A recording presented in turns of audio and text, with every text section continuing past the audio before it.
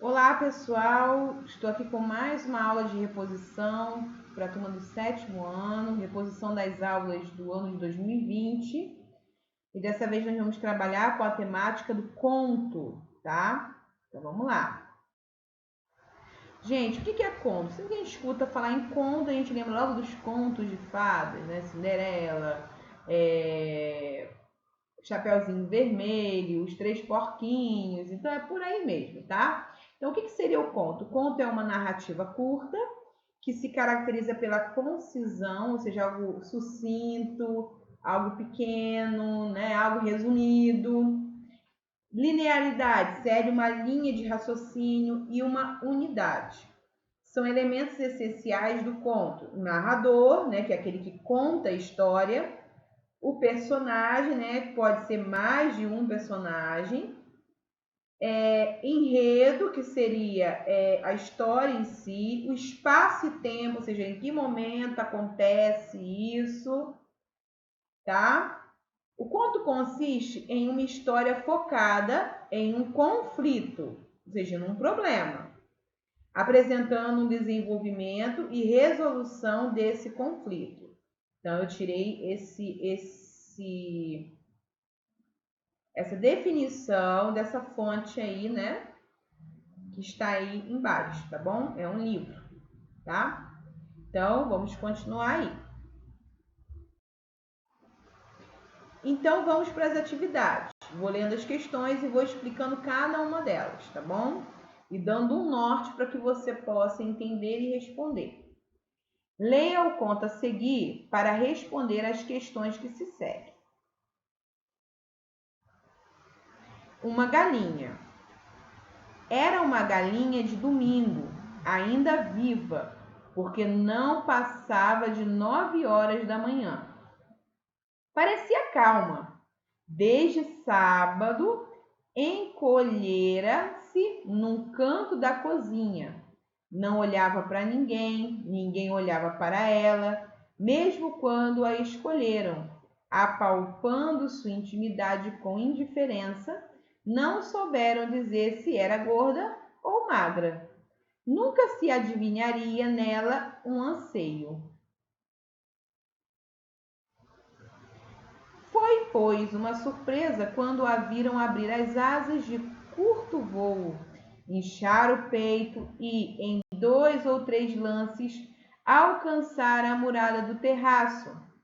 Um instante ainda vacilou, o tempo da cozinheira dar um grito, e em breve estava no terraço do vizinho, de onde, em outro vôo desajeitado, alcançou um telhado. Lá ficou em adorno deslocado, hesitando ora num, ora noutro pé. A família foi chamada com urgência e, consternada, viu o almoço junto de uma chaminé. O dono da casa, lembrando-se da dupla necessidade de fazer esporadicamente algum esporte e de almoçar, vestiu radiante um calção de banho e resolveu seguir o itinerário da galinha. Em pulos cautelosos, alcançou o telhado, onde esta, hesitante e trêmula, escolhia com urgência outro rumo. A perseguição tornou-se mais intensa. De telhado a telhado foi percorrido mais de um quarteirão da rua, pouco afeita a uma luta mais selvagem pela vida. A galinha tinha que decidir por si mesma os caminhos a tomar, sem nenhum auxílio de sua raça. O rapaz, porém, era um caçador adormecido. E por mais ínfima que fosse a pressa, o grito de conquista havia soado. Sozinha no mundo, sem pai nem mãe, ela corria arfava, muda, concentrada. Às vezes, na fuga, pairava ofegante num beiral de telhado, e enquanto o rapaz galgava outros com dificuldade, tinha tempo de se refazer por um momento. E então parecia tão livre. Estúpida, tímida e livre, não vitoriosa como seria um galo em fuga, que havia nas suas vísceras, que fazia dela um ser. A galinha é um ser. É verdade que não se poderia contar com ela para nada, nem ela própria contava consigo, como o galo crê na sua crista. Sua única vantagem é que havia tantas galinhas que, morrendo uma, surgiria no mesmo instante outra tão igual como se fora a mesma. Afinal, numa das vezes em que parou para gozar sua fuga, o rapaz alcançou-a. Entre gritos de penas, ela foi presa. Em seguida, carregada em triunfo por uma asa através das telhas e pousada no chão da cozinha com certa violência. Ainda tonta, sacudiu-se um pouco. Em carcarejos roucos e indecisos. Foi então que aconteceu. De pura afobação, a galinha pôs um ovo. Surpreendida, exausta, talvez fosse prematuro. Mas logo depois, nascida que fora para a maternidade, parecia uma velha mãe habituada. Sentou-se sobre o ovo e assim ficou respirando, abotoando e desabotoando os olhos. Seu coração, tão pequeno num prato, salivava e abaixava as penas, enchendo de tipidez aquilo que nunca passaria de um ovo. Só a menina estava perto e assistiu a tudo estarrecida. Mal, porém, conseguiu desvencilhar-se do acontecimento. Despregou-se do chão e saiu aos gritos. Mamãe, mamãe, não mate mais a galinha. Ela pôs um ovo. Ela quer o nosso bem.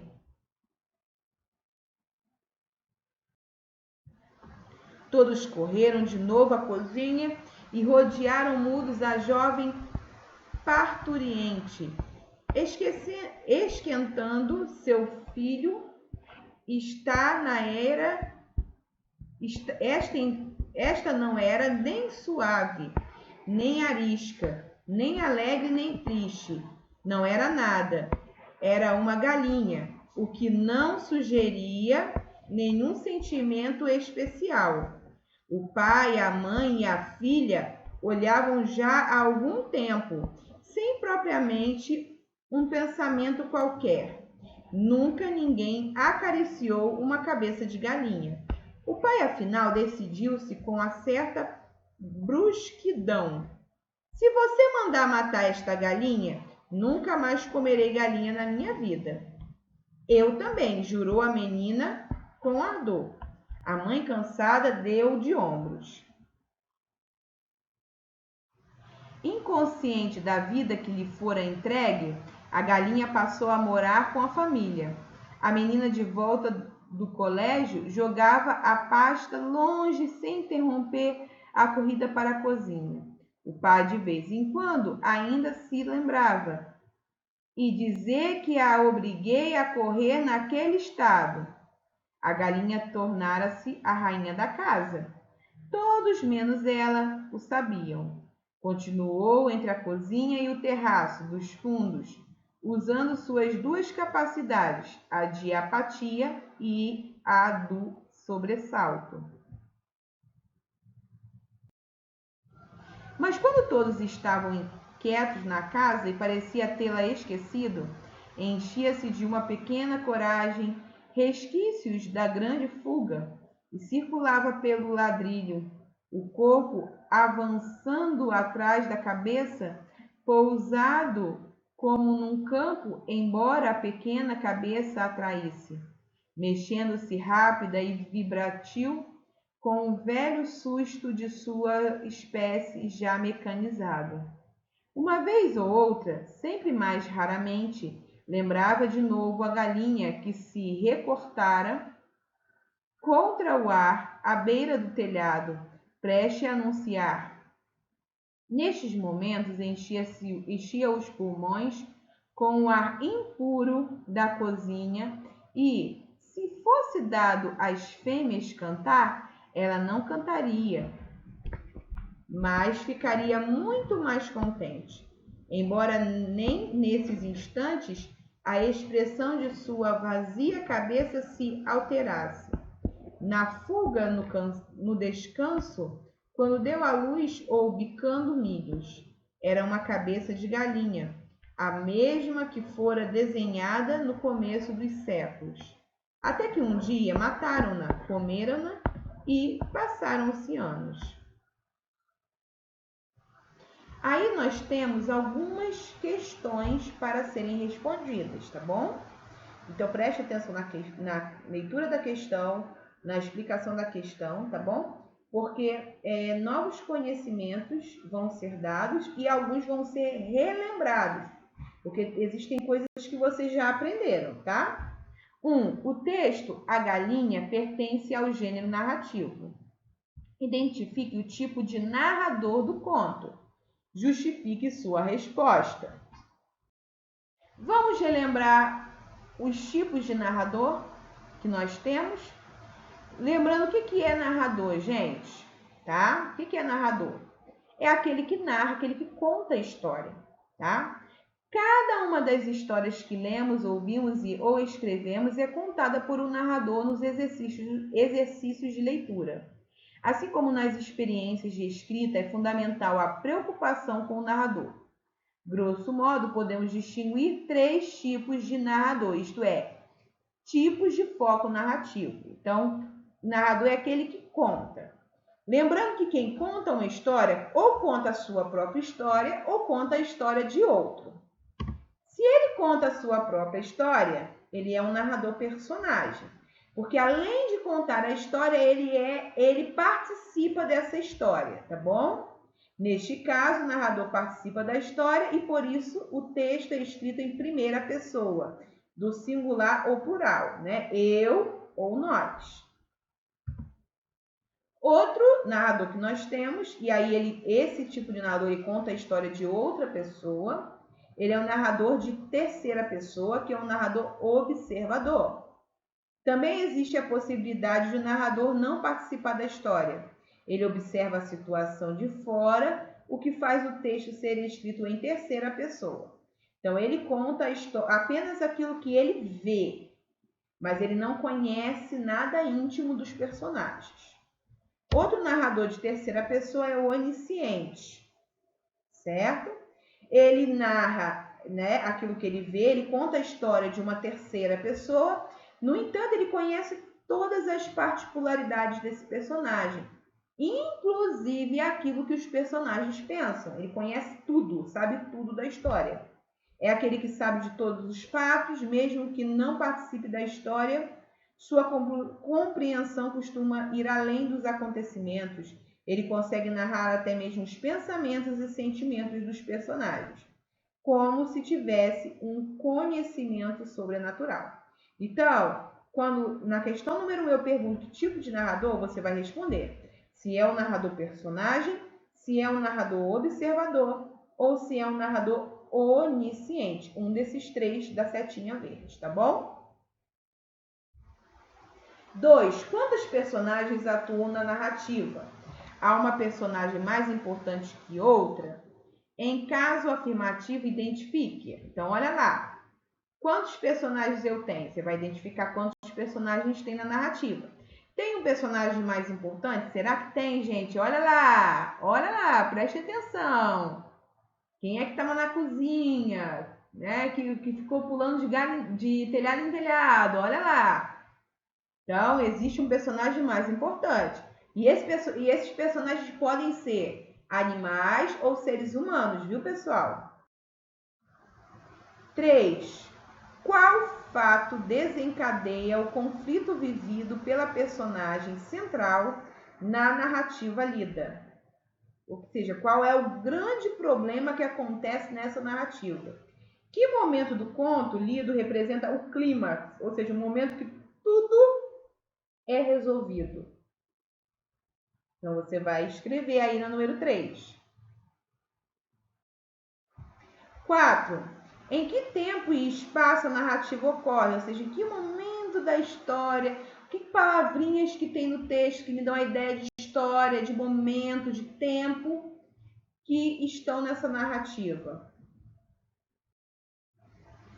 Número 5. Assinale a alternativa correta no que se refere ao uso da vírgula. Gente, sobre o uso da vírgula eu vou deixar na descrição desse vídeo, ao final desse vídeo ou no iCard do vídeo, o nosso vídeo, né, o vídeo ou vídeos falando sobre o uso da vírgula. Inclusive o vídeo é para você aprender o funk da vírgula, tá bom? Para você aprender a vírgula de vez. Então vamos lá. Então, a opção que fala, né, do uso da vírgula nessa situação aí, ó. A menina, de volta do colégio, jogava a pasta longe sem interromper a corrida para a cozinha. Então, que justifica o uso dessa vírgula aí? Para isolar vocativo? Para isolar aposto? Para separar termos de uma mesma enumeração? Para marcar adjuntos adverbiais deslocados? Esses adjuntos adverbiais seriam só antes do verbo, né? Seria no início de uma frase. Então, assistam lá para vocês lembrarem o uso da vírgula, tá bom? Então, é isso aí, pessoal. Não deixem de escrever o nome de vocês nos comentários. Qualquer dúvida que tenha sobre esse assunto, basta entrar em contato comigo com um dos contatos que está na descrição, tá bom? E até o próximo vídeo.